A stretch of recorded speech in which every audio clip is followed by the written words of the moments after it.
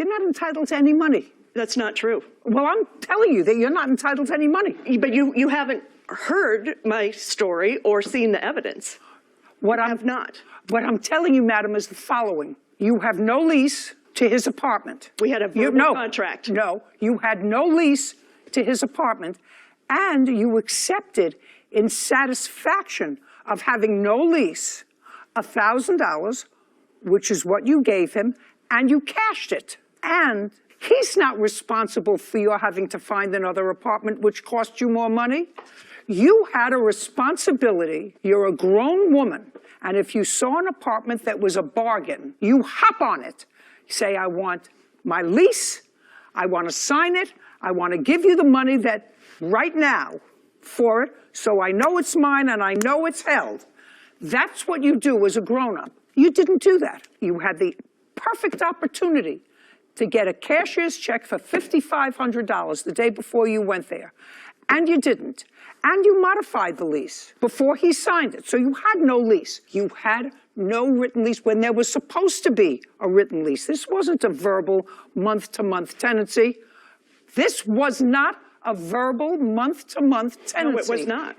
Right. It was a 12-month lease. That's a lease for a year or more has to be in writing. And I'm telling you, you did not have a written lease with him, and you failed to fulfill the terms of the lease by not bringing a sufficient amount of money with you. Your case is dismissed. No, ma'am. We are done. No. Court is adjourned. We just humor me done. to hear the story, please. We are done. No, I'm not going to do that. Oh, yeah, No. you are. Sir. Well, then there's a breach of contract, right? Because you told me you were going to hear the case. I heard my You man. did not hear. Ma'am, No, I won't go. No, The case is over. I'm not going.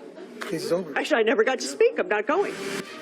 So I'm just curious, would you have felt any different about the plaintiff being a hustler if she had not cashed that $1,000 check that he had refunded her for what she had paid towards her deposit? I would still have thought that she was a hustler.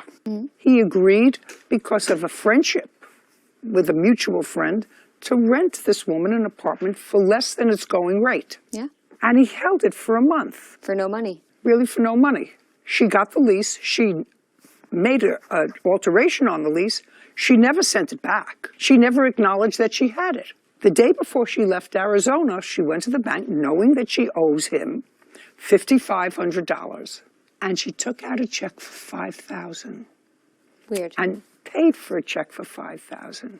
You know, I've been in this business and heard these landlord and tenant things long enough to know once she moved her things into that apartment, that $500 security deposit, Gone.